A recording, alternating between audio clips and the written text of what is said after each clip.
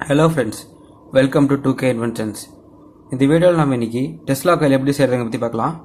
Tesla coil என்னன்னா ஒரு எனர்ஜியை வயர்லெஸாக டிரான்ஸ்மிட் பண்ணுறப்ப தான் டெஸ்லா காயில். இதை எப்படி செய்கிறத பற்றி பார்க்கலாம். உங்களுக்கு ஒரு உட்டன் பீஸ் தேவைப்படும். அதுக்கப்புறம் 9 cm ஹைட் உள்ள ஒரு பைப் எடுத்துங்க. 2 cm டயமீட்டர் இருக்கணும்.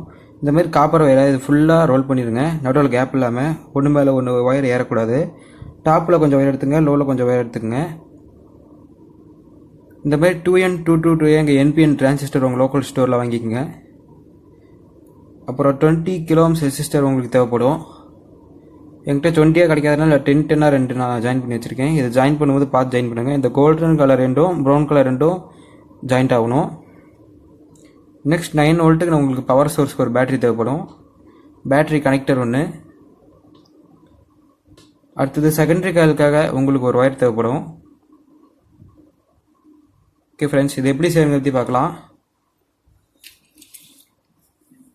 ஃபர்ஸ்ட் இந்த பைப் எடுத்து இந்த வுட் மேலே ஒட்டிக்குங்க.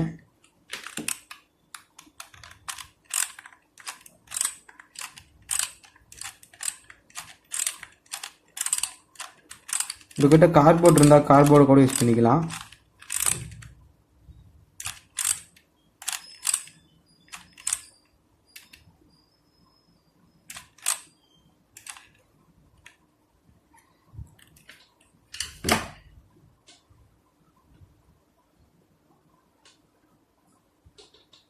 இந்த டெஸ்லா காயிலை பொறுத்த வரைக்கும் உங்களுக்கு ஒயரிங் தான் ரொம்ப முக்கியம். ஒயரிங் தப்பாக இருந்துச்சுன்னா டெஸ்லா காயில் ஒர்க் ஆகிறதுக்கு சான்ஸே இல்லை.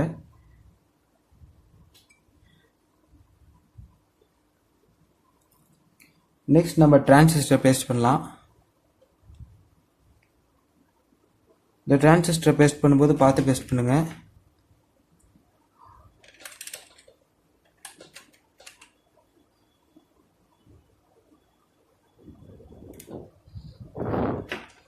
ஓகே, டிரான்சிஸ்டரையும் பேஸ்ட் பண்ணியாச்சு.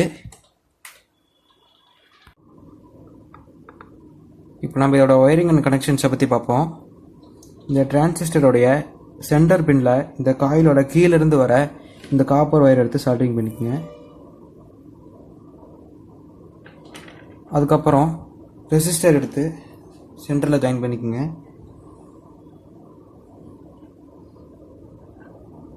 நம்ம ஒயரிங்லாம் கரெக்டாக பண்ணதான் டெஸ்லா காயில் ஒர்க் ஆகும், இல்லைனா இது ஒர்க் ஆகிறதுக்கு சான்ஸே இல்லை.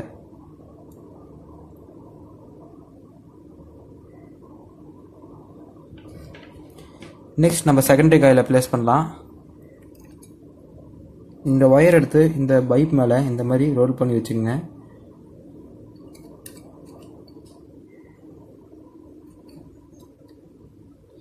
இப்போ இந்த ஒயரோட லோயர் ரெண்டு எடுத்து நம்ம ரெசிஸ்டர்லேருந்து வர அவுட்புட்டில் ஜாயின் பண்ணிக்கலாம்.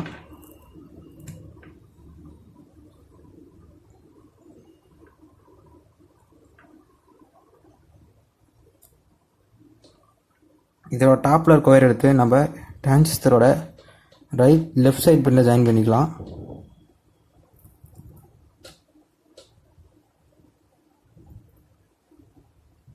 ஓகே, ஜாயின் பண்ணியாச்சு. நெக்ஸ்ட் நம்ம பேட்டரி கனெக்ஷன்ஸை பற்றி பார்க்கலாம்.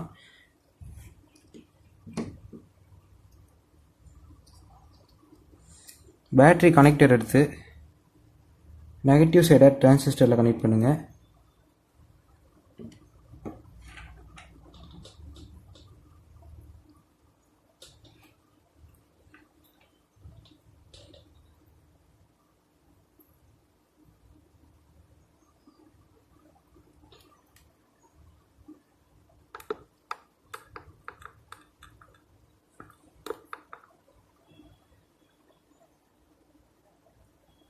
பாசிட்டிவ் சைடை இந்த ரெட் கலர் ஒயரில் ஜாயின் பண்ணிக்கோங்க.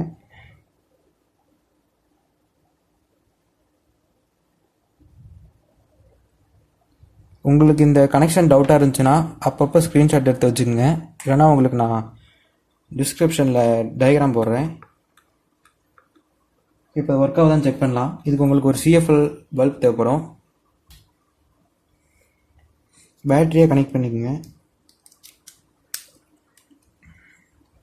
இப்போ பேட்டரி கனெக்ட் பண்ணியாச்சு. இதை செக் பண்ணி பார்க்கலாம். ஜஸ்ட் இந்த பல்பை பக்கத்தில் கொண்டு போனீங்கன்னா அந்த பல்ப் இந்த மாதிரி எரியும். இது ஒரு குறிப்பிட்ட டிஸ்டன்ஸ் வரைக்கும் ஒர்க் ஆகும், அதுக்கப்புறம் ஆஃப் ஆயிரும்.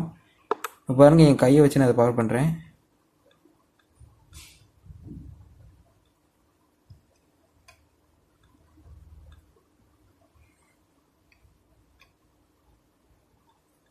இப்போ பார்க்குறதுக்கு கொஞ்சம் உங்களுக்கு தெரியாத மாதிரி இருக்கும். நான் அதை கொஞ்சம் இருட்டில் காமிக்கிறேன்.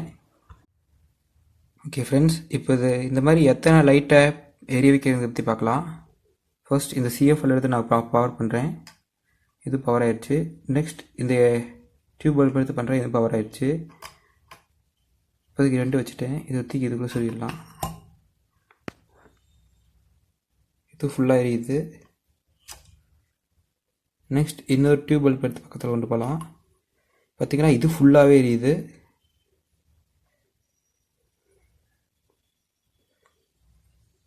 ஓகே ஃப்ரெண்ட்ஸ், தேங்க்ஸ் ஃபார் வாட்சிங். இந்த வீடியோ உங்களுக்கு பிடிச்சிருந்துச்சுன்னா லைக் பண்ணுங்கள், ஷேர் பண்ணுங்கள், சப்ஸ்கிரைப் பண்ணுங்கள்.